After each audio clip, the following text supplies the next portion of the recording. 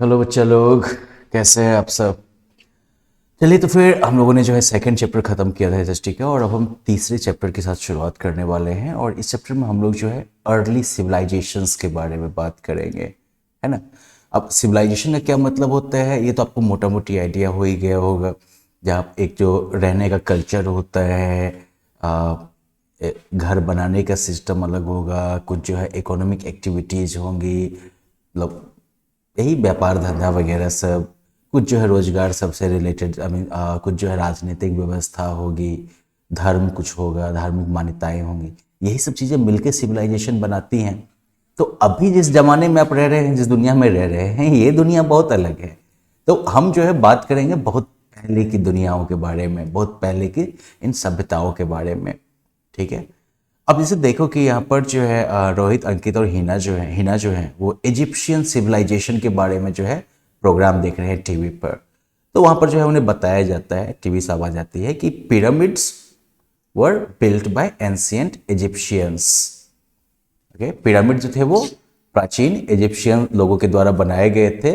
They served as tombs for the pharaohs. ये जो है फेराओज के लिए जो है टुम्ब का काम करते थे, उनके लिए कब्र का काम करते थे। इसमें जो है उनकी लाश रखी जाती थी। The pharaoh was the king of Egyptians who was worshipped by the people. Pharaoh जो था वो इजिप्शियंस का राजा था, जो कि अपने लोगों के द्वारा पूजा जाता था। People in ancient Egypt practiced farming. प्राचीन इजिप्ट के लोग जो थे वो फार्मिंग किया करते थे। They were great artists and crafts people. वो जो है बड़े ही जबरदस्त कलाकार और शिल्पकार भी थे।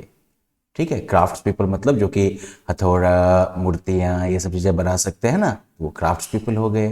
They created statues, monuments and murals. वो जो है स्टैच्यू, मॉन्यूमेंट, म्यूरल, ये सब चीज बनाते थे वो। अब क्या आप उस कॉन्टिनेंट का नाम बता सकते हैं जहां पर कि इजिप्शियन सिविलाइजेशन फली फूली थी?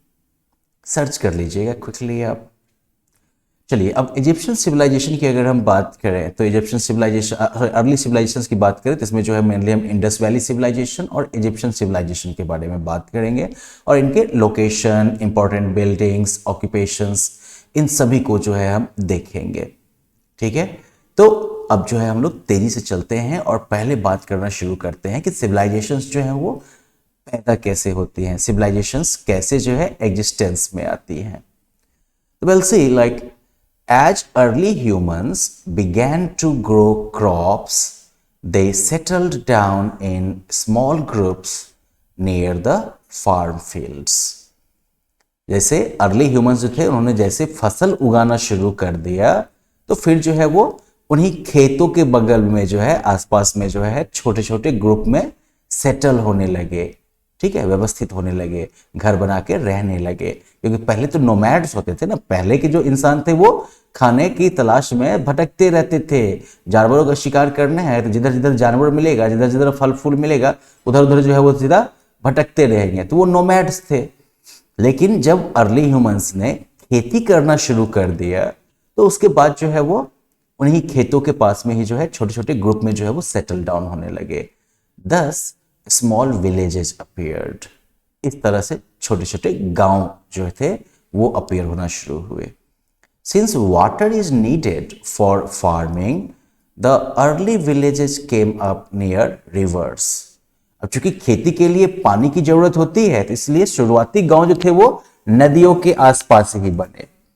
With time, many villages by the rivers grew in size as people brought more land under farming. समय के साथ नदियों के किनारे जो है कई सारे गांव जो थे वो साइज में बड़े होने लगे, जैसे जैसे लोग जो थे वो ज्यादा से ज्यादा जमीन पर खेती करना शुरू करने लगे। They also sold the extra crops that were left with them after their own use. तो अब जो भी एक्स्ट्रा फसल, जो भी एक्स्ट्रा उपज बच जाती थी उनके पास अपने यूज के बाद, वो भी वो बेचते थे। People in the villages also learned other activities to fulfill their daily needs. गांव के जो लोग थे वो दूसरी एक्टिविटीज वगैरह भी जो है सीखे ताकि जो डेली की जरूरतें हैं उनको पूरा कर सके. किस तरह की activities? These activities were carpentry, pottery, weaving and animal rearing. In activities में जो है कारपेंटर का काम हो गया, फिर बर्तन बनाने का काम हो गया, वो कपड़ा बुनने का काम हो गया, मवेशी पालना हो गया. तो इन तरह की एक्टिविटीज को भी लोग सीखने लगे. Slowly, some of these villages became towns or cities. धीरे धीरे इनमें से कुछ गांव जो थे वो नगर या फिर शहर बन गए. द अर्ली टाउन थोड़ा छोटा वाला हो गया, जैसे दरभंगा, समस्तीपुर वगैरह सब. सिटी जो है बड़ा हो गया, जैसे पटना हो गया, दिल्ली हो गया. The early civilisations that came up many years ago developed around these towns and cities. जो पुराने जो सभ्यताएं थी, पुरानी जो सिविलाइजेशंस थी, वो जो है कई सालों पहले जो है इन्हीं टाउन्स और सिटीज के आसपास में डेवलप हुई. अब यहां पर सिविलाइजेशन का बार बार हम लोग बात कर रहे हैं ना, सिविलाइजेशन वर्ड का बार बार हम लोग यूज कर रहे हैं. इसका मतलब क्या होता है? The word civilisation means people living in a settled way. ठीक है, सिविलाइजेशन का मोटा मोटी मतलब हो गया कि लोग जो एक व्यवस्थित तरीके से रहते हैं ना, जीते हैं ना, वही सिविलाइजेशन हो गया.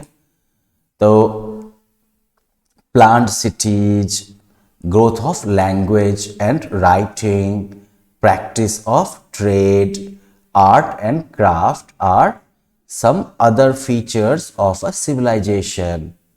मतलब प्लान करके सिटी बसाना, भाषा का और लिखने का जो है विकास होना, व्यापार की जो व्यवस्था है वो, फिर आर्ट और क्राफ्ट, ये सब भी जो है सिविलाइजेशंस के और फीचर्स हैं.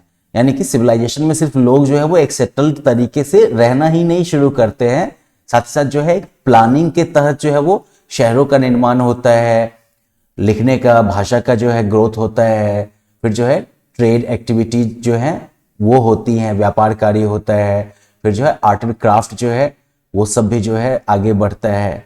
Now let us study about two such famous civilisations, the Indus Valley and the Egyptian civilisations.